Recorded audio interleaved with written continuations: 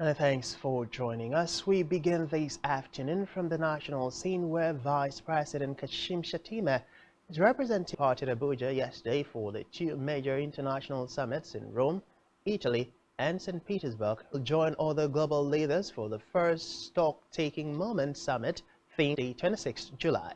Food system transformation, the case of Nigeria stems transformation pathways in Nigeria.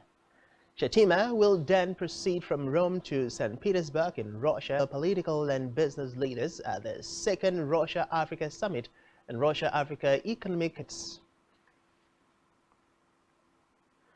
Away from that, the federal government has announced the introduction of 4 additional regulations to address environmental and safety concerns in the midstream and downstream petroleum sector in Abuja. It said the regulations were in line with the Petroleum Industry Act 2021.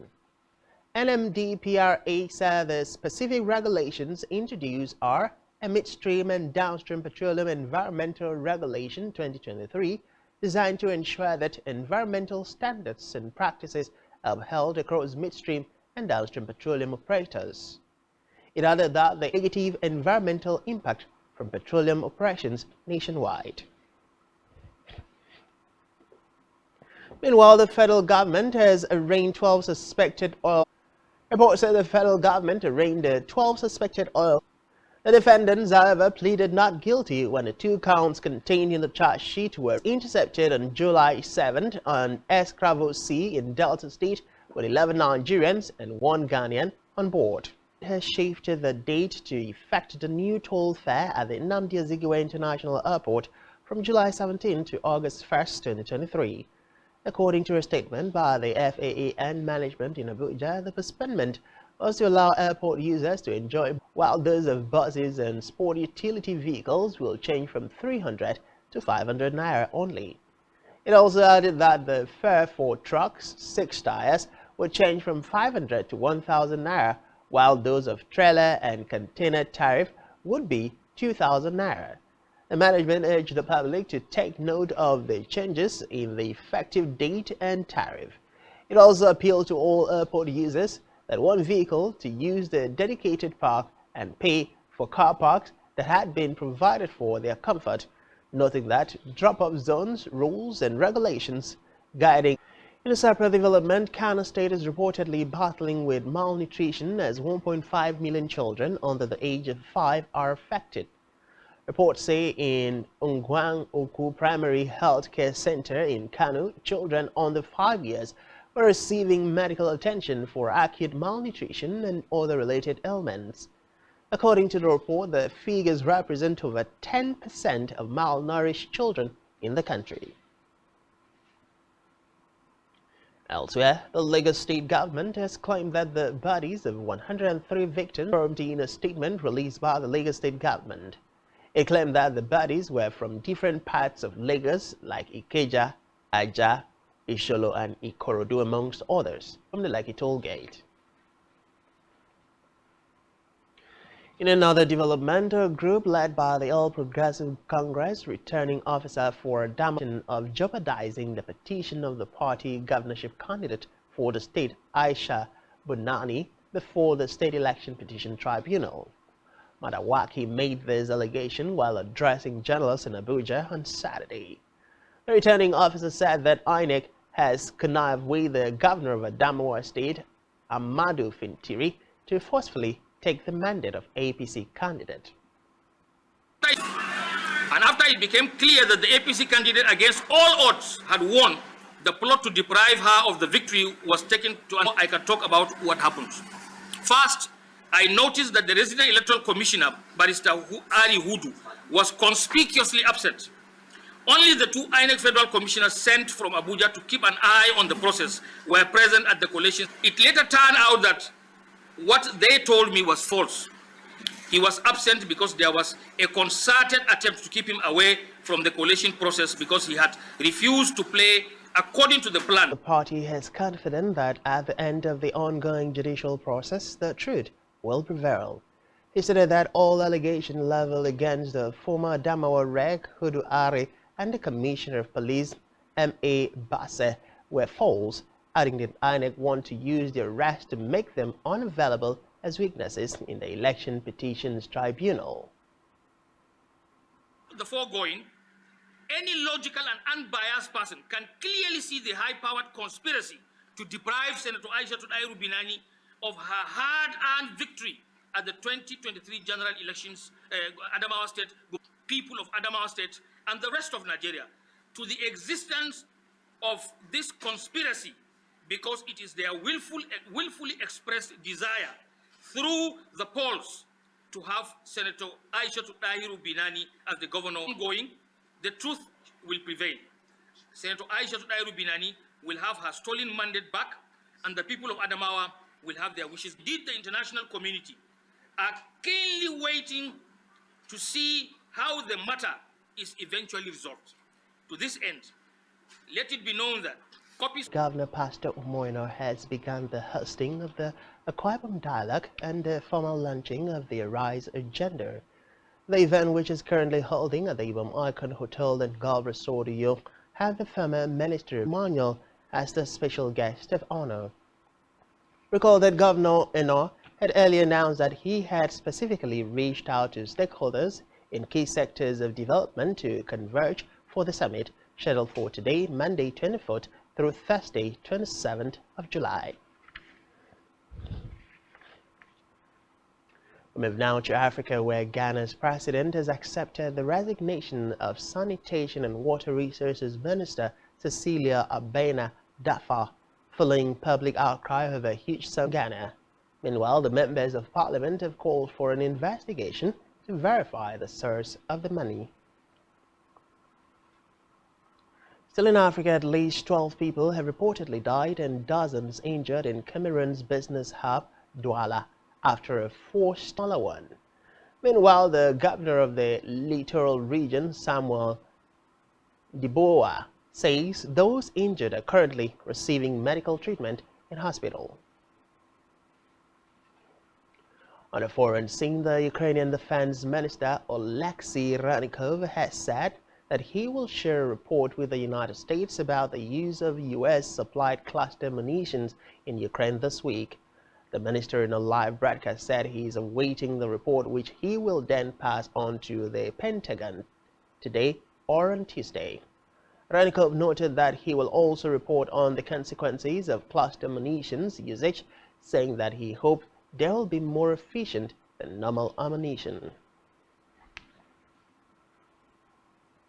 Still on a foreign scene, Russia has allegedly accused Ukraine of being behind a drone attack that damaged at least 2 buildings in the capital Moscow earlier today. The Russian Defense Ministry said 2 drones were suppressed and crashed, noting that there were no casualties. Reports say Ukrainian officials are yet to comment, but they rarely claim responsibility for attacks inside Russia.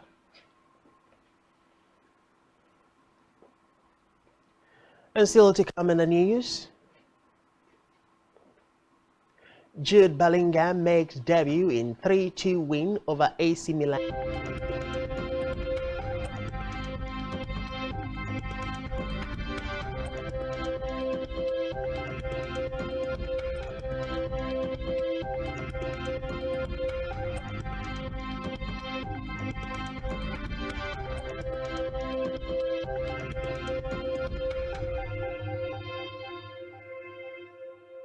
But there's an extra advantage if your product and services are pitched on a more. Advertise on Spectrum Television, on StarTime's DTH Channel 421 and on free-to-air with a frequency of 12733. Spectrum Television, broadening your horizon.